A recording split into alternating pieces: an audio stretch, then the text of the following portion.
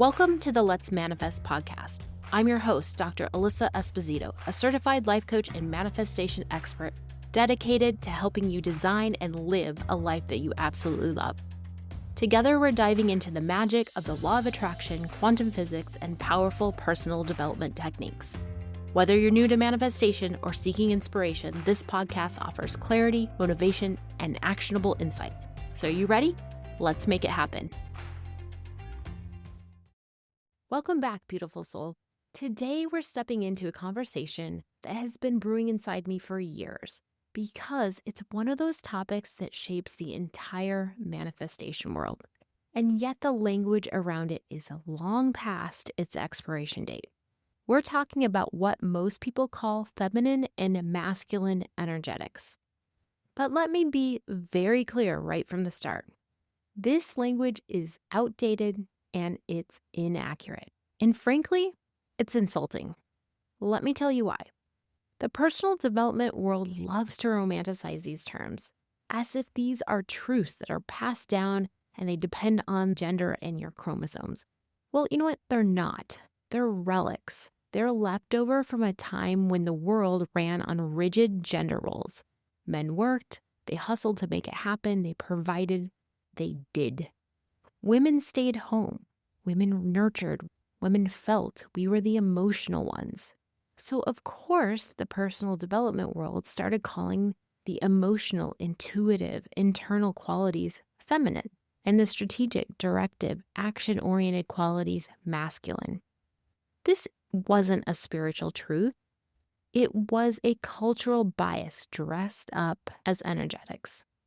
Souls do not have gender. Energy does not have gender.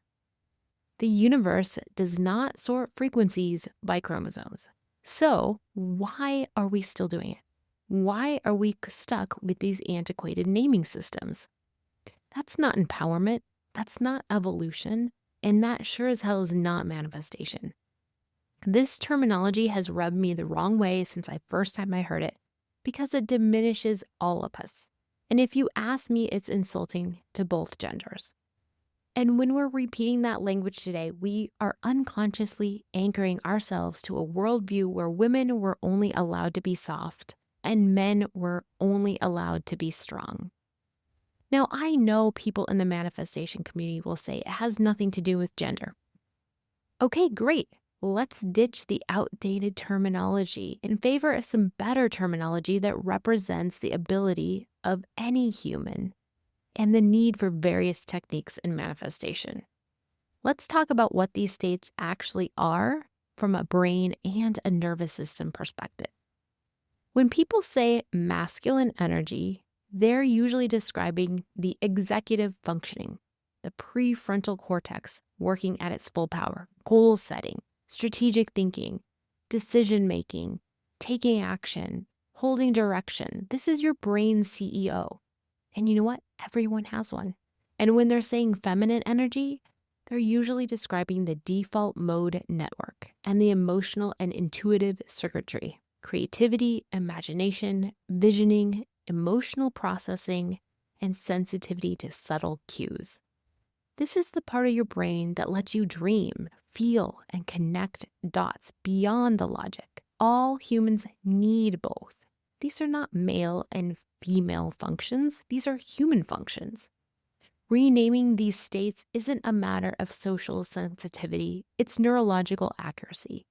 And if you want to manifest with intention, you must master both states, no exceptions. So let's talk about what I call the alignment state. And this is going to be formally labeled as feminine energetics. This is where you connect to the emotional frequency of your future, where you're visualizing your desired life. You're feeling the gratitude ahead of time. You're tuning into the possibility. You're regulating your nervous system. You're holding the vibration of what you desire. This is not optional. If you can't feel the future, you can't attract it. Manifestation starts in emotion because emotion is the messenger your subconscious uses to decide what reality to filter for. When you generate gratitude before things arrive, Your brain releases dopamine and primes your reticular activating system to start noticing the opportunities aligned with that outcome. You become magnetic. This is powerful. This is strength. This is creation. And it has nothing to do with being feminine. The other is the action state, formerly labeled as masculine energetics. This is where you take aligned action, the kind that moves the needle because it's coming from identity, not from desperation.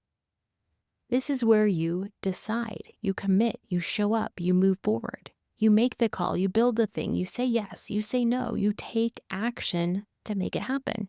You're taking the responsibility for your reality. Your brain shifts into executive functioning and strengthens the neural pathways that match your chosen identity. From your beliefs, you take action. That aligned action eventually turns into results in the 3D world. This creates evidence that strengthens your beliefs. Remember that your identity is rooted in your beliefs, and that identity is the engine of manifestation. But again, this has nothing to do with being masculine. This is being human.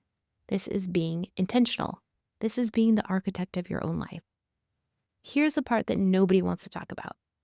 Labeling emotional intelligence as feminine and action taking as masculine actually keeps us psychologically stuck in those outdated social roles.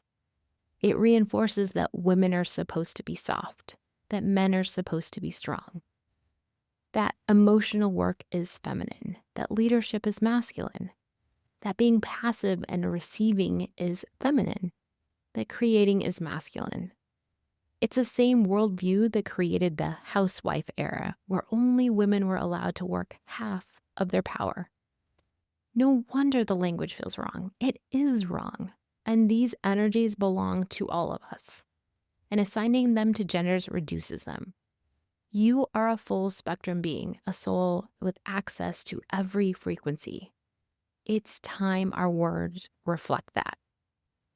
So let's go over that new language of energetic mastery. I'm going to be bold and I'm going to be a trendsetter, and I'm creating these terms because I just refuse to accept and continue propagating old terms that just hold us back. Here's the shift I'm inviting you into, the upgrade that your soul probably has been waiting for. We're renaming these energies, not to be trendy, not to be politically correct, but to be spiritually and neurologically accurate. Here are the terms that honor the truth: the alignment state and the action state. This pair doesn't carry stereotypes. It carries power. It describes the actual mechanics of how manifestation works.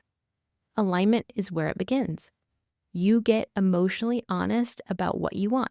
You visualize yourself in the role. You feel the confidence, the fulfillment, the freedom. You cultivate gratitude before the promotion, before the income, before the external proof exists. Neurologically, this matters. You're teaching your brain that this future is safe, it's familiar, it's available. Your nervous system softens instead of bracing.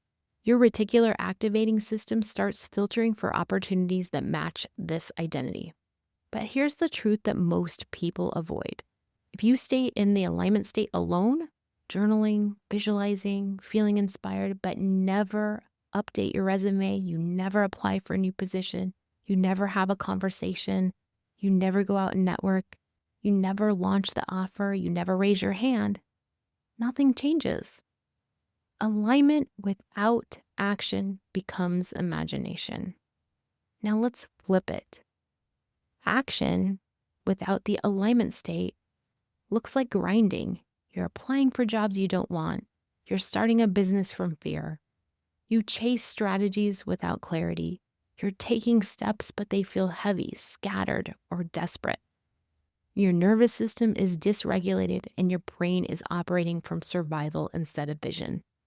Action without alignment becomes force. Manifestation happens when the alignment sets the direction and the action brings it into form. One creates a signal, the other delivers the outcome. Together, they create the momentum that feels inevitable. We need both of these states to intentionally manifest what we want. just taking the action doesn't guarantee you will reach the goal. The energy behind it has to be a match. So as you move throughout your week, I want you to watch yourself with new eyes and ask yourself, am I emotionally aligned with the outcome that I want? This checks your alignment. Observe your thoughts and your emotional state. Are you operating from trust, gratitude, and possibility, or from urgency and lack? What action would the version of me who already has this take today? This bridges the alignment into the action. This question shifts you out of reaction and into identity. It stops the busy work and highlights aligned movement, not hustle. Neuroscience shows that the identity-based action reinforces belief faster than affirmations ever could. When your action matches your future self, that's when those timelines start to collapse. Small actions, clear direction, powerful signals. Another question you can ask yourself is, am I forcing an outcome, or am I allowing it to meet me halfway? This checks balance. Force feels heavy. Allowance feels grounded. If you're gripping the outcome, micromanaging the timeline, or emotionally attached to how it must happen, then you've tipped out of alignment. Allowance doesn't mean doing nothing. It means trusting the aligned action plus openness creates momentum without the burnout. When you start to put these practices in play, the aligning state and the action state, you will strengthen your abilities to manifest. With this, manifestation stops being confusing and it starts to become predictable. This is your evolution. This is your upgrade. This is where your power expands from ordinary to extraordinary. Because at the moment when you stop gendering energy, you feel free to embody all of it. And that is when you become unstoppable. So I invite you to use these new manifesting terminology, the aligned state and the action state. And let's all ditch that outdated terminology. Okay, that's what I have for you today. So until next time, stay aligned and take aligned action in order to make it happen. Happy manifesting. We hope that you've liked this episode. If so, check out the Make It Happen project, where you can learn more about the Modern Manifestation Academy. You can also find a community of like-minded people and coaching resources to help you create and live your dream life. And for fun manifestation swag, check out the manifestationshop.com. Thanks for tuning in to the Let's Manifest podcast. And if you enjoyed this episode, be sure to subscribe and leave us a review. Let's keep the momentum going, because you deserve to manifest your biggest dreams. Until next time, remember, you've got the power to make it happen.